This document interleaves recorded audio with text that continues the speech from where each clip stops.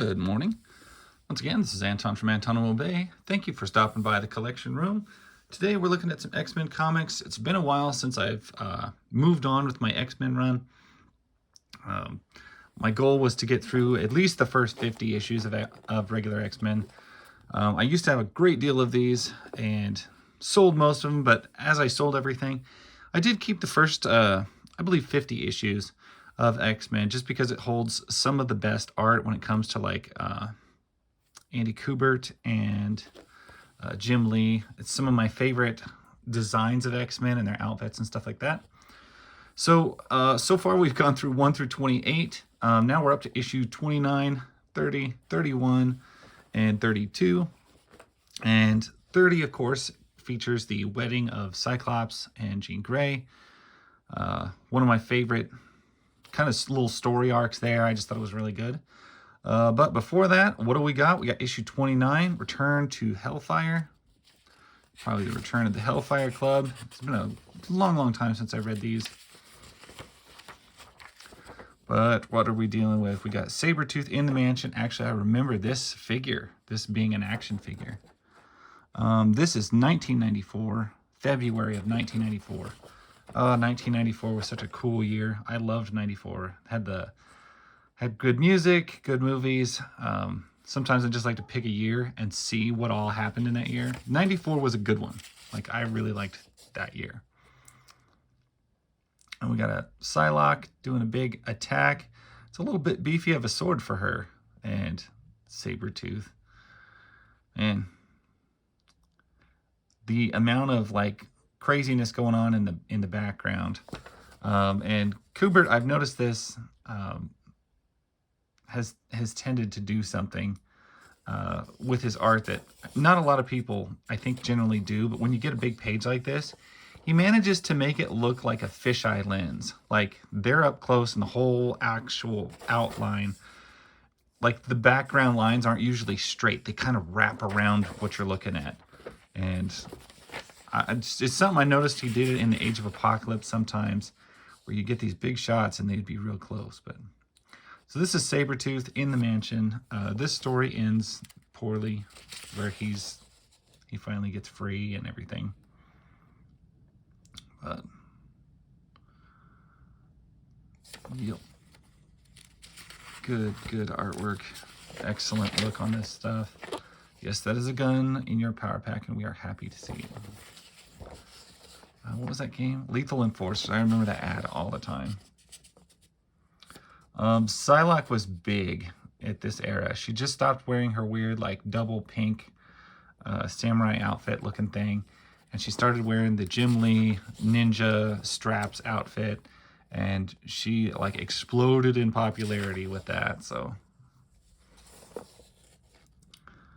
Kubert and actually, I consider Kubert's work very similar to Jim Lee's work on the book, but he added a certain degree of grittiness to all the backgrounds and everything like that. I just thought looked really cool.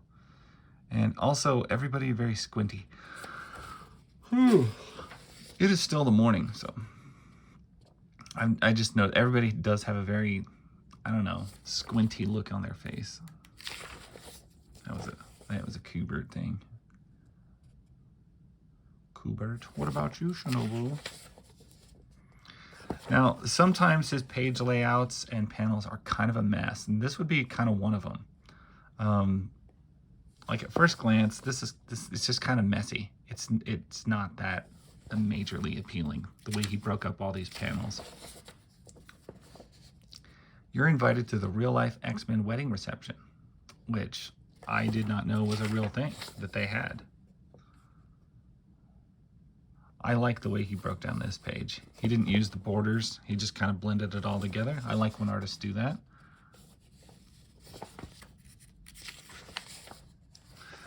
When I think of character like art that he drew often, I usually think of like Exodus. Exodus had a really good, like if Kubert wasn't drawing him, it didn't look as cool. So we got issue 30. This is the big one. This is the wedding issue. It feels like there's still cards in this one.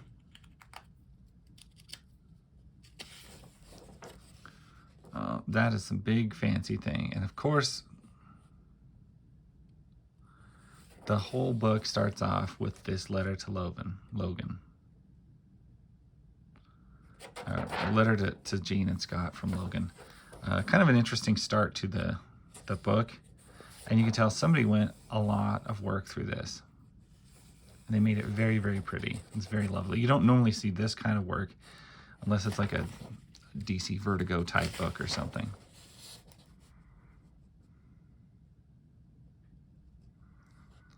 So it's kind of a bummer that he had to like ditch their wedding, but you'd think that he could at least go to his best friend's wedding. But no. And this is one of those nice books where you get to see the X-Men just have like their downtime. And they just have like a normal human stuff that they do. I always appreciate those issues. I think of like Uncanny X-Men. I think it's 306 or 308, the Thanksgiving issue. I love that stuff, where it's just X-Men doing their normal stuff, normal downtime, relaxing at the mansion, living normal lives. If you don't have that every now and then, you lose all grounding with the rest of the story. See, this is another, like I talked about, Kubert shot where it looks like it's almost fisheye, like everything is wrapping around you, is the impression that it gives. Because your background lines are not straight. I like that. Before you get too harsh on any other fashions, remember that this is the 90s. I mean, this is 94.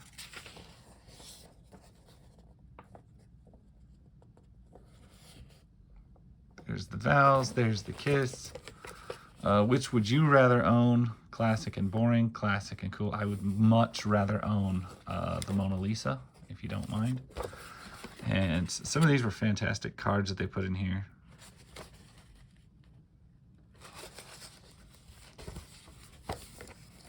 I don't really know what you're supposed to do with them. I mean, you can't really remove them without, I don't know, messing something up.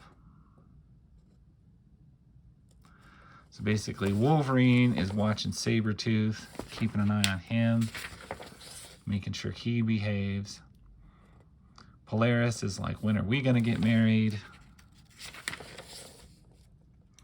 Rogue cheats, flies, uses her powers, grabs the bouquet. Gambit uses his powers to catch the thing. I think this was some sort of like hint that these two were going to get married someday. And then that never happened. And then there was a whole bunch of other stories that proceeded after that that were very Gambit and Rogue heavy. None of them cultivated in any sort of improvement on their relationship. It was just kind of this big build up to like, oh, will they next? And then like, nope, they never will.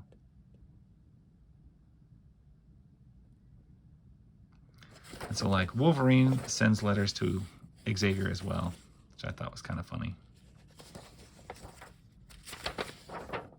Dear Chuck, lighten up. Your pal, Logan.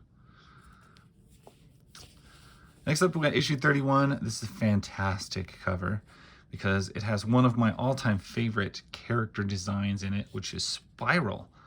So if you looked in the background here, you may notice there's a few multi-limbed characters. I find that fascinating, and Spiral is one of the coolest, or one of the, well, she at least has more arms than most. Usually you get 4, like with Goro or Deadeye Duck, or, you know, she's got 6.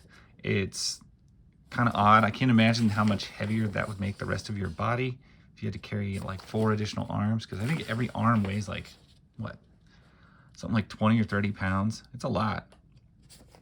And so, yeah, add like close to 100 pounds to her.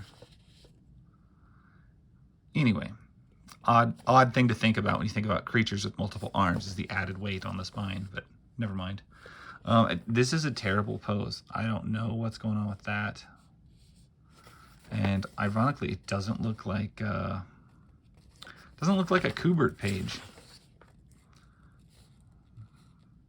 Something about it looks off. Maybe it's not. Maybe it is. this? Free music video of your choice.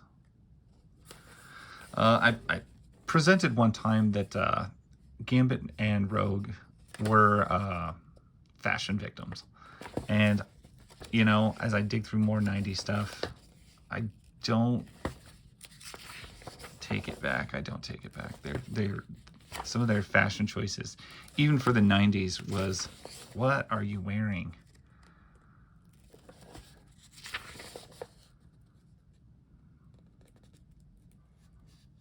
I always thought Warren Worthington was extremely hard to like. I just thought I'd throw that out.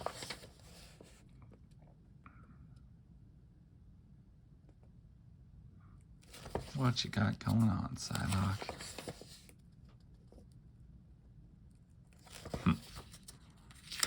Little bullpen comics.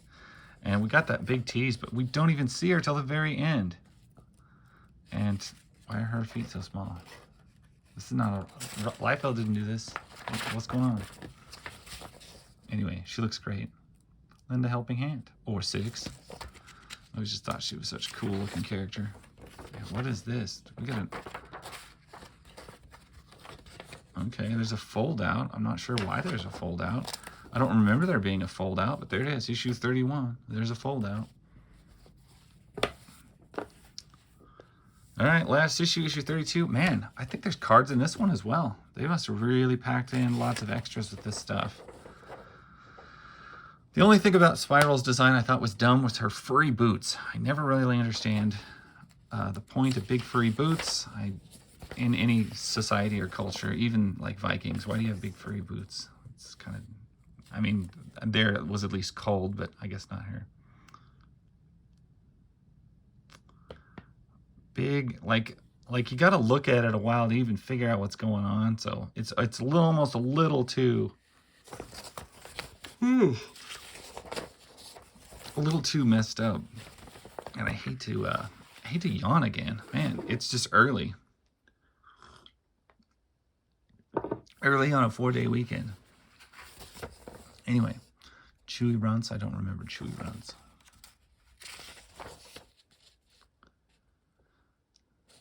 Yeah, see, some of these, like, if you cleaned up the backgrounds, you can see how good the art is. But it's like sometimes they just have like a little too much going on in the background that makes it hard to really tell. They're crowding too much into a single picture.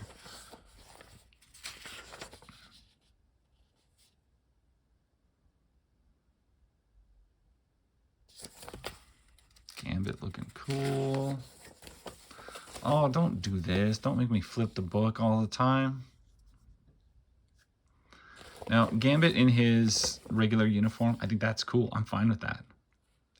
Does it match anyone else's? No. Is it really odd? Absolutely. Do I hate it? No. Is he possibly a fashion victim? Maybe a little bit. I don't know. Spiral is just so awesome. Just look at that. Maybe it's because I like octopus. Octopi.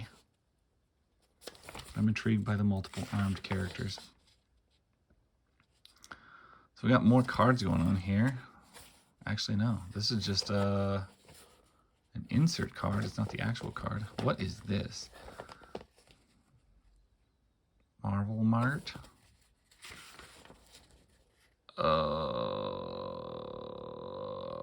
I don't know how I feel about that. I mean, I guess it's okay. I do like that. I don't know. This seems like a lot of extra crap to be in a comic book. You got an extra comic. You got some sort of like pull-out flyer thing here. We've got cards going on in one thing. It almost feels like a magazine. Like you don't need to put this much crap in a comic. Now, I understand why they did it. X-Men was probably one of the biggest titles at the time. I mean, there's another set of cards. Issue X-Men #1, I mean, that was like the most widely sold, largest published comic in the history of the world. Mostly because they had like probably 6 or 7 variants to the cover.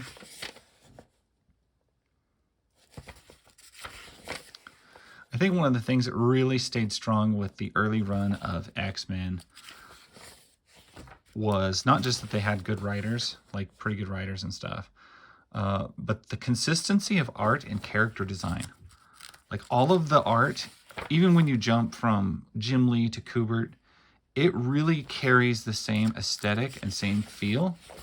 And all of the outfits don't change for like a couple years. They keep like the same uniformity in their uniforms. I think that that does them a great service. It helps. Anyway, love Spiral. Love these early issues. Glad to finally cover the wedding issue.